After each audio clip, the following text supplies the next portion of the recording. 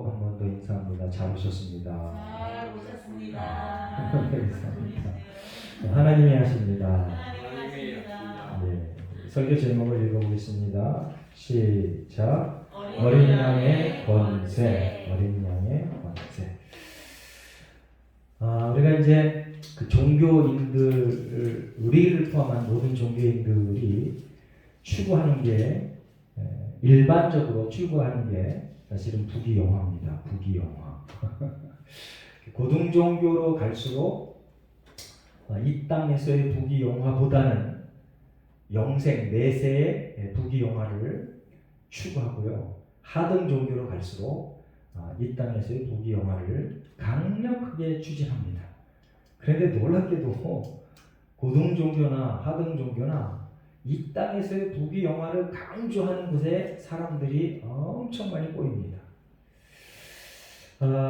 이제 오늘 우리가 요한계시록 5장을 읽었는데 요한계시록 5장을 읽은 이 내용 중에 물론 이제 다른 성경에도 다 마찬가지지만 이 땅에서의 부귀영화에 초점이 맞춰져 있지 않았구나 하는 것을 금방 알 수 있습니다.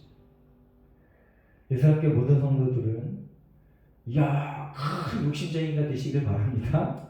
절대적인 큰 욕심쟁이들, 그게 뭐냐면 영생, 영원한 삶을 더 많이 추구하며 바라는 그러한 욕심쟁이로 살아가시길 바랍니다. 욕심쟁이가 좀 어감이 안 좋아서 그렇지 그걸 절대적으로 소망하며 살아가는 자, 그 자가 바로 성령 충만한 자다라는 겁니다. 우리가 5장을 쭉 읽었는데 1절부터 7절까지는 임봉된 책을 여는 어린 양, 임봉된 두루마리, 옛날 성경에는 책이라고 되어 있고 오늘은 두루마리라고 되어 있는데 임봉된 두루마리를 여는 어린 양, 그리고 8절부터 14장까지는 그 임봉된 두루마리를 여는 주 예수 그리스도를 찬양하는 그러한 모습이 기록되어져 있습니다. 1절에 보면 두루마리가 어떠한 상태인가에 대해서 설명되어져 있는데 1절을 한번 제가 읽어봅니다. 내가 보매 보좌에 앉으신 이의 오른손에 두루마리가 있으니 안팎으로 쏟고 7인으로 봉하였다. 자, 두루마리가 이제 보좌에 앉은 사람의 오른손에 들어져 있다. 오른손. 그리고 안팎으로 쓰여졌다. 안과 밖으로 쓰여져 있다. 그리고 7인으로 봉하여졌다 라고 이 두루마리의 상태에 대해서 설명하고 있습니다. 근데 우리가 성경에서 얘기하는 오른손의 그 의미가 뭐라고 그랬어요?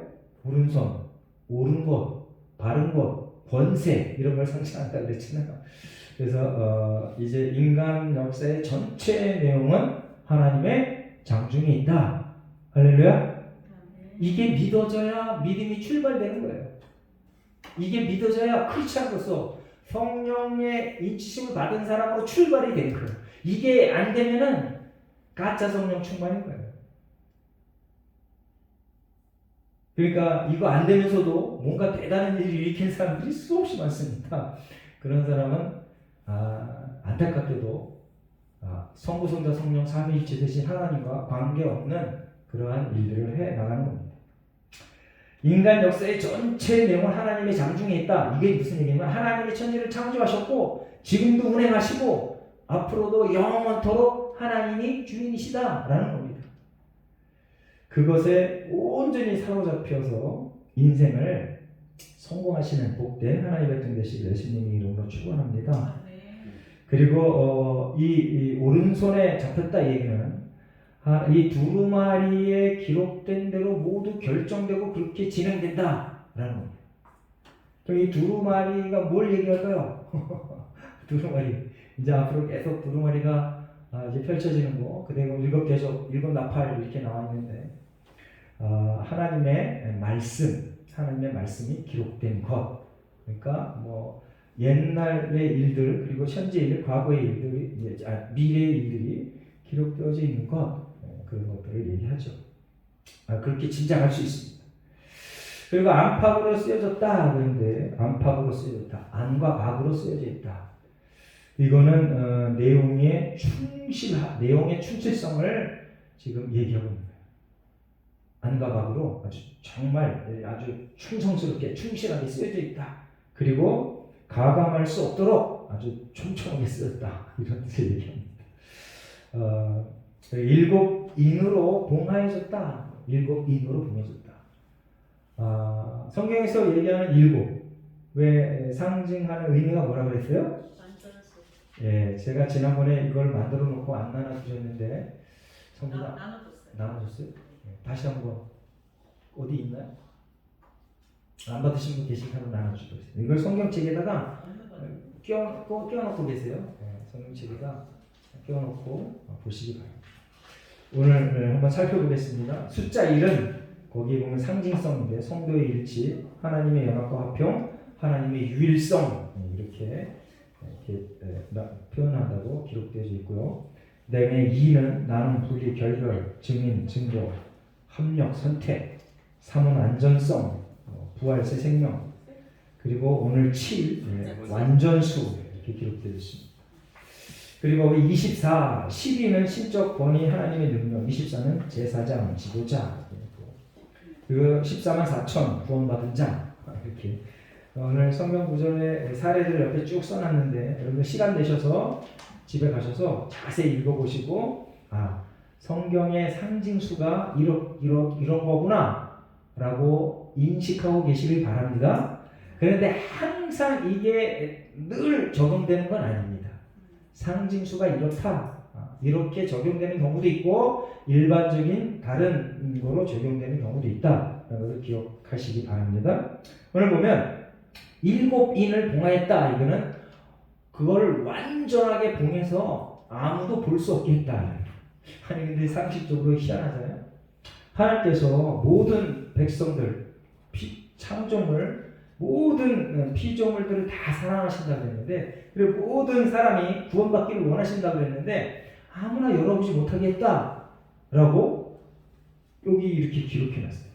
그래서 그 인을 떼는 사람이 있어야 볼 수 있다라고 기록해놨어요. 하나님 참 어떨 때는 우리의 상식으로는 우리의 지식으로 우리의 경험으로는 쉽게 잘 이해가 안 되는 경우가 있어요. 그런데 왜 그렇게 해놨을까? 이 얘기는 무슨 얘기냐면요. 하나님의 구원의 역사, 구원의 복음은 비밀이다. 비밀. 그래서 하나님이 선택한 자들에게 들려지는데 내가 찾아서 그 계시를 듣는 게 아니고 하나님께서 열어주셔야 듣는다 이겁니다. 그러면 이제 좀 마음이 삐딱한 사람이 이렇게 생각할 수 있어요. 나는 그러면 애초부터 택함받지 못했으니까 그냥 뭐 이 세상에서 그냥 마음대로 막 살다가 그냥 뭐 지옥 가든 천국 가든 가야지 이렇게 생각하는 사람. 마음이 나쁜 사람은 항상 그렇게 생각하더라고요. 그러면 하나님이 정했는지 안 정했는지 누가 안다고요? 아무도 몰라. 하나님만 아시는 거야. 네? 그럼 우리 지금 현재 우리가 교회 다니고 있잖아요. 바깥에 오늘 주일인데 교회 안 다니는 사람은 훨씬 더 많아요. 어떻게 되는 거야 도대체? 하나님만 아신다. 할렐루야. 그래서 이미 믿는 사람들 자부하지 말아라. 서 있는 사람 넘어질까 조심해라 라고 얘기합니다. 어쨌든 일곱인으로 봉했다 얘기는 하나님만이 하나님의 계시를 보여주신다. 하나님만이 보여주신다. 하나님이 보여주셔야 인간이 알 수 있다라는 그러한 뜻이 있는 겁니다. 오직 예수 그리스도가 스스로 이렇게 보여줘야 우리가 알 수 있다.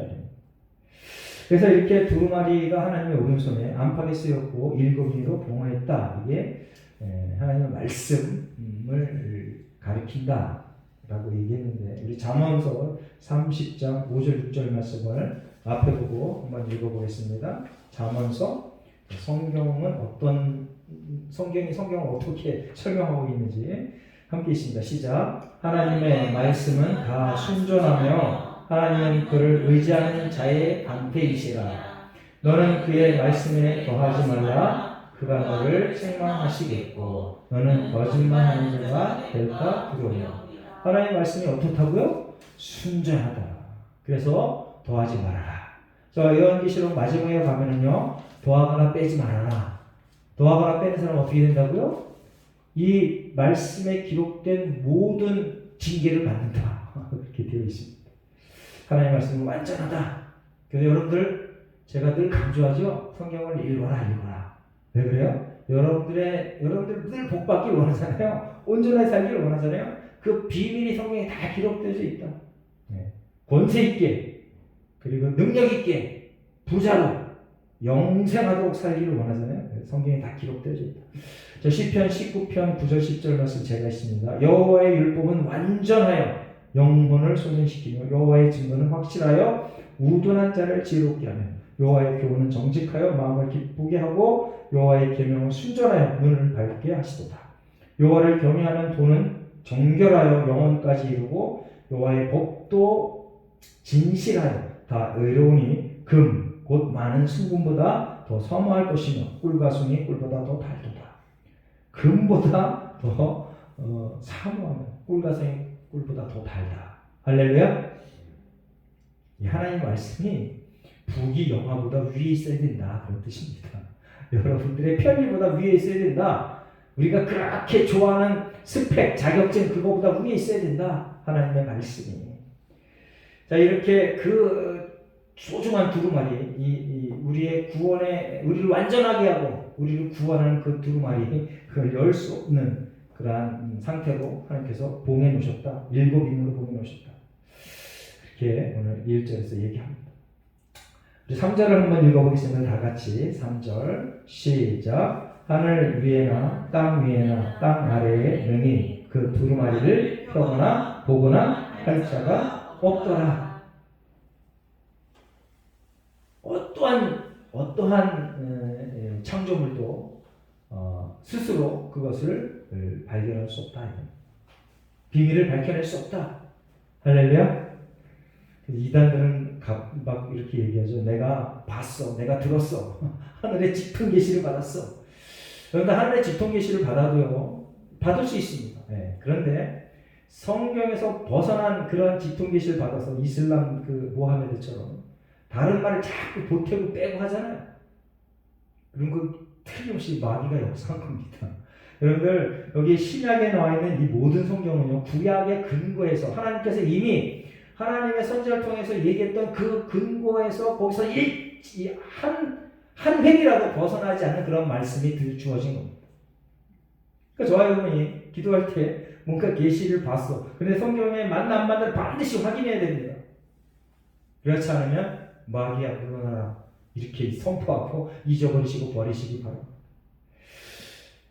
자, 이제 하늘 위에나 땅이나 땅 아래 등이 그 두루마리를 펴거나 보거나 할 자가 없다. 오직 예수님만의 증거로 우리가 볼 수 있는데, 그런데 너무 이런 것에 심취해서 내가 뭔가 봐야지 하지 마시기 바랍니다. 이미 성경에 다 기록되어져 있다. 혹시 내 장래가 궁금하면 성경을 계속 읽으시기 바랍니다. 1독, 2독, 3독 그냥 계속해서 한 100독 정도 해보시기 바랍니다. 그리고 하나님께서 내 장래의 모습이 어떠한가, 내가 어떻게 살아야 될 건가를 명확하게 보여주실 겁니다. 100번을 읽어도 안 되네? 100번 다 읽은 다음에 와서 저한테 따지시기 바랍니다. 이미 벌써 답은 정해져 있어요. 내가 장래 뭐가 될 건가 궁금해하지 말라고 성경에 써 있어요. 예수, 지금 현재 일에 최선을 다하라. 감사하며 살아라. 이미 답이, 정답이 다 나와 있어. 내일 내가 이사 가는데 뭐 동으로 갈까요? 서로 갈까요? 이런 아주 귀신한테 묻는 그러한 질문은 아예 하지도 마세요.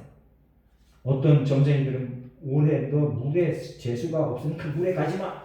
이건 완전히 악한먹이 사탄의 노름입니다. 노름. 자, 이제 이 하나님의 말씀 두루마리는 아무도 열 수가 없다. 예수님만 그 비밀을 밝혀낼 수 있다라고 얘기하는데, 4절에 보니까 아무도 열 수 없는 걸 알고 이 사도 요한이 어떻게 했어요? 크게 울었다. 크게 울었다. 사도 요한이 크게 울었다. 마땅히 보여줄 것을 약속받았음에도 불구하고 더 이상 볼 수 없는 것으로 인해서 사도 요한이 웁니다. 여러분들 무엇 때문에 우나요? 여러분들 성경이 정말 궁금해서 울어본 적 있나요? 여러분들 정말 하나님 내가 성경대로 살기를 원합니다. 성경이 정말 궁금합니다. 라고 해서 애써하며 정말 내 에너지 모든 걸 소비해가며 그것을 왜요? 내 모든 에너지, 힘을 투자해 본 적이 있나요? 성경은 그렇게 살아가라고 저와 여러분에게 오늘도 명령하고 있습니다. 그래서 성경대로 삽시다. 성경의 가치대로 살아가는 복된 하나님의 백성 되시길 예수님의 이름으로 축원합니다. 자, 이제 사도 요한은요 이미 벌써 예수님으로부터 그러니까 보내심을 받은 사람, 그래서 사도입니다. 사도. 예수님으로부터 모든 거 다 훈련받고 성령 충만함 받고 세상으로 보내심을 받은 사도야, 사도. 엄청난 하나님의 능력을 소유한 사람입니다. 옛날의 사도들은요, 지금도 복음을 전하는 사람에게 동일한 능력이 있는데, 옛날의 사도들 보세요. 저기 베드로 보세요. 사도 바울 보세요. 저들이 가는 곳마다 필요할 때는 엄청난, 보통 사람들이 할 수 없는 엄청난 기적을 일으켜요. 그럼에도 불구하고 이 사도가 그 두루마리에 있는 그걸 인을 못 연다고 지금 운대. 근데 우리는 대체로 모든 사람은 대체로 내 부귀 영화가 손상받을 때 웁니다. 나중에 저 차원의 인생을 살아가는 거야. 물론 그것만이라도 잘하면 조금이라도 좀 나아. 근데 더 낮은 수준의 삶을 살아가는 사람들은 어떻게 살아가냐면 자기 욕망이 채워지지 않은 것 때문에 아주 부들부들 떨고 우는 사람이 있어요. 더러운 욕망이 채워지지 않는 것 때문에 그렇게 사는 사람이 있어요. 지금 전 세계에 아주 큰 고통을 안겨다 준 오늘 우리 교회도 그러한 사건 때문에 이렇게 출석률이 떨어졌는데, 바이러스, 코로나 바이러스, 이것의 출처가 어떤 건가를 처음에 막 밝히려고 그러다가 이제는 그걸 이제 아주 뉴스거리도 안 돼. 하도 오래 이제 너무 지나가서 너무 피해가 심각해서 끝나지 않으니까 출처가 어디냐 그걸 밝히려고 그러지도 않아요. 그리고 또 한 가지 사건, 러시아가 우크라이나를 침공한 사건. 참 안타깝습니다. 그게 왜 다 그런 일들이 벌어지나요? 자기의 욕망을 채우려고 주변의 많은 사람들의 안녕, 평강은 일도 생각 않고 자기의 권자만, 자기의 부귀만, 자기의 영화만 생각하며 엉뚱한 일을 벌리는 겁니다. 그런데 엉뚱한 일을 벌리는 그 사람들의 생각을 한결같이 어떻게 생각하냐면 내가 요구하면 잘 될 수 있어, 그렇게 생각합니다. 내가 요구하면 아주 대박 날 수 있어, 그렇게 생각합니다. 그러니까 저와 여러분의 기본적인 생각은 이타적인 삶을 살아야 된다. 한번 따라해보겠습니다. 이타적인 삶. 이기적인 삶 말고 이타적인 삶. 이타적인 삶을 살아내는 게 그게 바로 성도고 성령 충만일 거예요. 만약에 중공의 지도자가, 러시아의 지도자가 이타적인 삶 1이라도 있었으면 달라질 거예요. 우리가 이제 공적인 기도할 때 러시아, 중국, 북한 자유민주주의 공화국이 되게 해주세요. 열심히 기도했잖아요. 하나님이 안 들어주시네 아직도. 자유민주주의 공화국. 그게 그러한 체제가 되면 비교적 다 그런 건 아닙니다. 자유민주주의 공화국이 진리야 그런 건 아닙니다. 그런데 자유민주주의 공화국 체제가 되면 이타적인 삶을 살 수 있는 기회가 주어지는 거야. 기회가. 그리고 그걸 선택할 수밖에 없는 어쩔 수 없는 그 상황으로 몰아가는 거예요. 근데 독재가 되거나 이러면은요 그냥 막 가는 거야. 그냥 막 갚아요. 네? 막 가다가 지 맘에 안 들면 전부 없애버려. 앞에 걸치장 그런 거 다 죽여버려.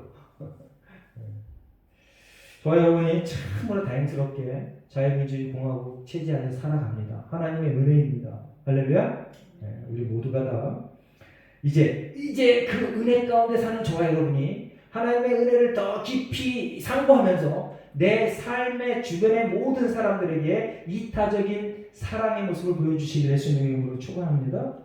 아멘.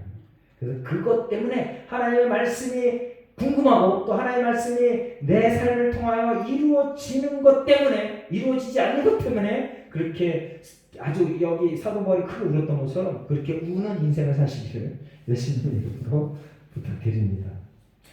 자, 이제 이렇게 사도 요한이 막 우니까 이제 사자가 나타나서 이제 5절에 보면 장로 중 한 사람이 내게 말하되 울지 말라 유대 지파의 사자 다윗의 뿌리가 이겼으니 그 두루마리와 그 일곱인을 떼시기를 하더라. 그냥 여기서 그냥 직접 예수 그리스도야 라고 하지 않고 이게 왜 이렇게 얘기하냐면요, 신약의 모든 사건의 배경이 어디라고요? 구약에 있는 말을 들어서 얘기하는 이유가 뭐예요? 유대인들은 구약의 하나님을 아주 철석같이 믿어요. 구약의 하나님이 아니면 하나님이 아니야. 그렇기 때문에 이런 대화를 쓰는 거예요. 그냥 바로 예수 그리스도가 하실 거야 그러지 않고 구약에서 예수 그리스도를 예언했던 그 얘기를 여기다 그대로 써놓는 거예요. 유다 지파의 사자 다윗의 뿌리가 이겼으니 그 두루마리와 그 일곱인을 떼시리라. 이게 바로 예수 그리스도를 나타내는 겁니다. 자, 유다 지파의 사자 그리고 다윗의 뿌리, 이거는 창세기 49장 9절부터 10절 승리하신 메시아를 상징한다. 49장은요 이 유다의 아버지가 누구예요? 네? 유다의 아버지. 자, 유다의 형제가 몇 명이에요? 유다를 포함한 12명. 그 12명의 아버지가 누구예요? 네, 야곱이 죽기 전에 형제 12를 다 모아놓고 이렇게 축복 기도를 하는데 그 내용이 바로 이겁니다. 너가 유다의 사자다. 그리고 거기 보면 그 홀이라고 표현되어 있는데 다음에 지팡이 이렇게 표현되어 있는데 그게 뭐냐면 왕권을 상징하는 거예요. 왕권. 그러니까 유다의 자손을 통하여 전 인류의 만왕의 왕 예수가 올 거다라고 해요. 바로 이 얘기를 여기다 쓰는 거예요. 그냥 바로 예수라 그러지 않고 구약을 배경으로 해서 설명해 주는 거예요. 그리고 이사야서 11장 1절 그리고 11장 10절을 보면 제가 11장 10절 말씀 한번 읽어보겠습니다. 그날에 이새의 뿌리에서 한 싹이 나서 만민의 기치로 설 것이요 열방의 그에게로 돌아오리니 그가 거한 곳이 영화로우리라. 여기는 이새의 뿌리라고 되어 있는데 이새가 누구예요? 네, 다윗의 아버지. 그러니까 이렇게 예수를 설명할 때 다윗으로부터 이렇게 내려오는 그 육의 계보. 그래서 마지막에 예수님이 오셔서 그 구약의 모든 예언을 완성하셨다라는 것을 지금 설명하고 바로 그 두루마리의 일곱인을 떼실 분이 바로 그분이다 라고 지금 설명합니다. 말이 무지무지 많지만 일곱인을 뗄 수 있는 자는 오직 한 분 예수다 라고 설명합니다. 그리고 뒤로는 그분을 어린 양이라고 표현합니다. 아니 예수님을 왜 어린 양으로 표현해? 네? 만왕의 왕이라고 표현하지 않고 그래서 여기서 어린 양이 의미하는 바가 뭘까요? 우리가 어린 양 하면은 성경에 그 출애굽 당시 때 마지막 재앙이 무슨 재앙이에요? 장자의 재앙이잖아요. 그 장자의 재앙을 피할 수 있는 방법을 하나님께서 가르쳐 주셨는데 그 뭐냐면 어린 양을 잡아서 피를 어디에 바르라? 문설주에 바르라. 그러면 그 집은 그냥 넘어가겠다. 재앙이 임하지 않고 장자가 죽지 않고 그냥 지나가겠다. 라는 게 바로 그겁니다. 그래서 이 어린 양이 예수 그리스도의 어린 양의 피가 예수 그리스도의 십자가에 흘리신 피 그걸 상징하는 겁니다. 그러면 우리의 죄가 용서함을 받고 하나님이 더 이상 너를 징계하지 않고 의인이라고 칭해주겠다라고 하는 것을 이제 설명하는 겁니다. 그래서 계속해서 어린 양이라고 표현하는 겁니다. 어린 양이 그 일곱의 인을 떼겠다. 출애굽기 12장에 보면 그 6월절 어린 양에 대한 설명이 나옵니다. 출애굽기 12장 5절 말씀 여러분들이 집에 가서 한번 찾아보시기 바랍니다. 자 이제 보면 이 6절에 보면 어린 양 얘기가 나온다고 했잖아요. 근데 거기 보면 그에게 일곱 뿔과 일곱 눈이 있으니 이 눈들은 온 땅에 보내심을 받은 하나님의 일곱 영이더라. 그가 누구를 상징해요? 여기서 누구를 가리켜요? 예수님 어린 양을 얘기하는데 이제 어린 양을 표현할 때 설명할 때 이렇게 표현해요. 일곱 뿔과 일곱 눈. 일곱은 뭘 얘기한다고요? 완전. 그 권능 힘이 완전하다. 그리고 일곱 눈은 성령을 얘기하고 있습니다. 성령, 지혜와 통찰로. 그러니까 어린 양이지만 이 예수 그리스도 이 분이 모든 세상, 모든 우주 만물을 다스리는 권세, 권력자이시다. 그래서 일곱인을 떼기에 합당한 분이다. 그런 것을 계속해서 강조하고 있는 겁니다. 그래서 7절에 보면 드디어 마침내 이 어린 양이 오른손에서 두루마리를 취했다. 두루마리를 취해서 이제 섰는데 8절에 보니까 그 두루마리를 취하시는 네 생물과 24장로들이 그 어린 양 앞에 엎드려 각각 검은과 향이 가득한 금대접을 가졌으니 이 향은 성도의 기도들이라. 이때부터 이제 오른손에 두루마리를 잡고 선 보좌에서 이 두루마리를 선 이때부터 찬양이 시작됩니다. 네 생물과 장로들의 찬양, 그리고 천사들의 찬양, 그리고 모든 피조물들의 찬양, 그 세 번의 찬양이 거기 소개되고 있습니다. 이제 여기 보면 어린 양이 그 8절에 보면 이 향은 성도들의 기도들이다 라고 얘기하는데 여러분들 우리의 기도가 얼마나 힘있고 능력이 있는지 여기서 다시 한번 확인을 할 수 있습니다. 그리고 요한계시록 이제 계속 우리가 이제 본문으로 설교를 듣는데 하나님께서는 우리의 기도 내용대로 세상을 심판하실 거다라고 하는 내용도 있습니다. 이거 엄청난 겁니다. 성도들의 기도대로 세상을 심판한다. 여러분 기도 잘해야 되겠죠? 기도 열심히 해야 되겠죠? 네, 제가 지난번에 여러분들 기도 제목을 적어서 4번 쓰세요. 써서 제출하세요 했는데 이제 다음번에 요구할 때는 좀 더 구체적으로 상세하게 기도 제목을 써서 제출하시기 바랍니다. 그래야 기도가 이루어졌는지 안 이루어졌는지 알 수 있죠. 너무 크고 뭉뚱그려서 하면은 이게 목사님이 기도해서 된 건가? 아니 내가 기도해서 된 건가? 이게 잘 몰라. 그래서 아주 자세하게. 예를 들면 하나님 제가 오른쪽 발바닥에 뽀록지가 났는데 좀 낫게 해주세요. 이런 게 아주 자세하게. 하나님 제가 성경을 읽어야 되는데 몇 시에 읽고 싶습니다. 제발 그 시간에 좀 내 마음이 정해져서 시간과 장소로 정해서 그 시간에 좀 읽게 해주세요. 왜 이렇게 구체적으로 해야지? 그래 기도가 됐는지 안 됐는지 이것은 안 됐는지 알지. 어떤 다음에 때 요청할 때는 그렇게 구체적으로 해서 제출해 주시기 바랍니다. 어쨌든 기도가 이 금 대접의 향기래 향기. 놀라운 일입니다.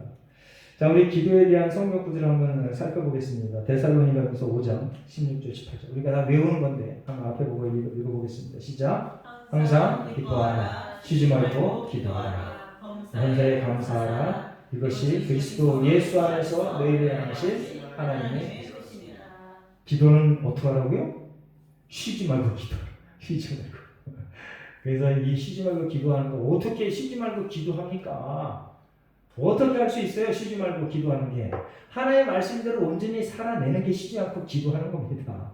그리고 실제로 여러분들이 삶의 순간순간마다 하나님 앞에 여러분의 삶을 다 맡기고 하나님이 주인이십니다. 하나님이 하시는 대로 하겠습니다라고 하는 게 그게 기도야. 그러한 자세로 살아가시기 바랍니다. 그리고 더 중요한 거 여러분들 예배는요 시간과 장소가 있잖아요. 이 기도도 시간과 장소를 정해서 하는 그것 또한 역시 중요한 겁니다. 하나님과의 1대1의 관계 속에 시간과 장소를 정해서 여러분들이 하나님과의 추억의 장소를 확실하게 만들어 놓으시길 바랍니다. 믿음의 선배들은 그것이 다 있었어요. 그 지금도 나름 내가 좀 용해라고 하는 성도들 크리스천들이요, 그게 다 있어요. 예를 들면 내가 어느 산에 가서 열심히 기도해. 요즘도 저랑 같이 어울리는 목사님 중에 어떤 분은 나 내일부터 산에 갑니다 그래요. 그리고 산에 가서 기도하는 거야. 그게 어떻게 쌓아놨던 모든 기도 제목을 가지고 가서 이틀이고 3일이고 막 그냥 하나님의 응답 받을 때까지 기도하고 내려와요.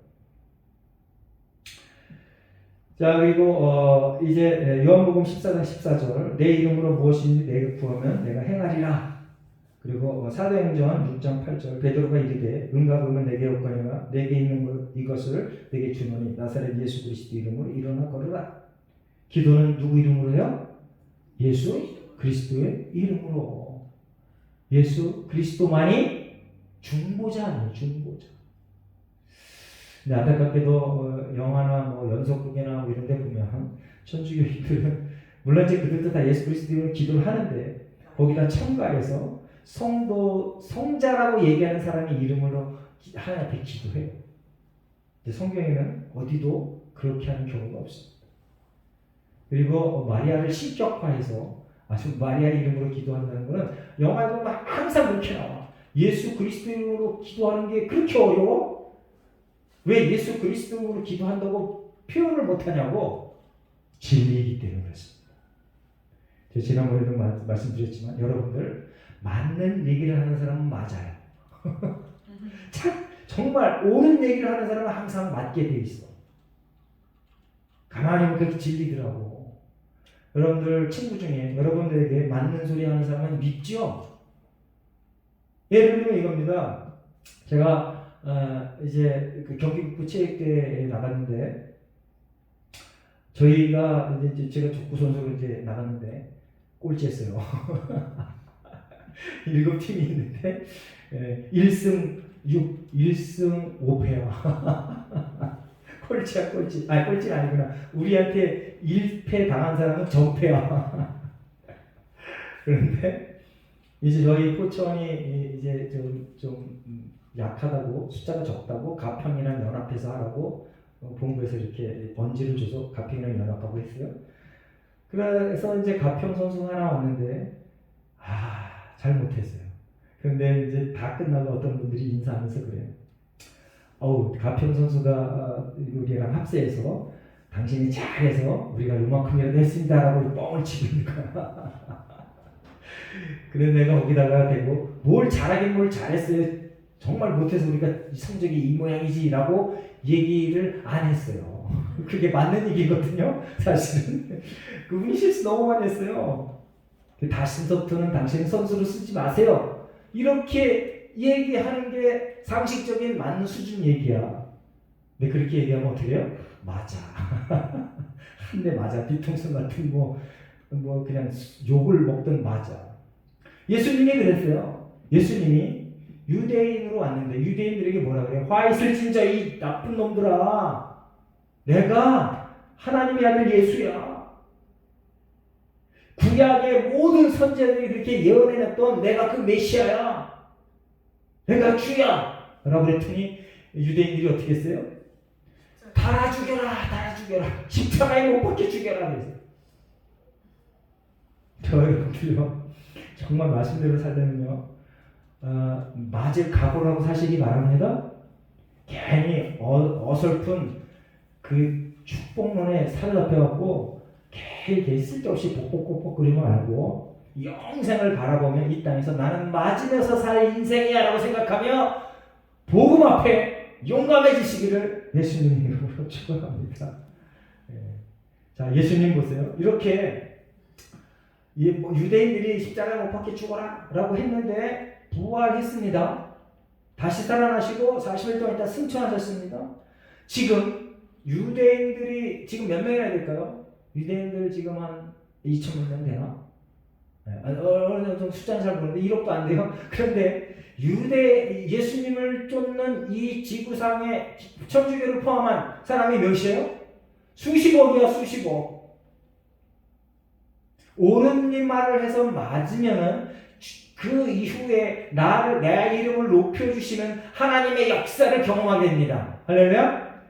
그래서 맨날 거짓말, 순간적으로 이 어려움을 그러니까 살짝 피해 나갈 기만 이런 거 하지 말고, 엉뚱한 이론 이런 거 따르지 말고, 오직 하나님의 말씀에 사로잡혀서 앞으로 전진해 나가는, 맞을 각오를 하며 살아나가는, 그래서 드디어 마침내 하나님이 우리의 이름을 높여주는 그런 놀라운 경험하시길 예수님으로 축원합니다.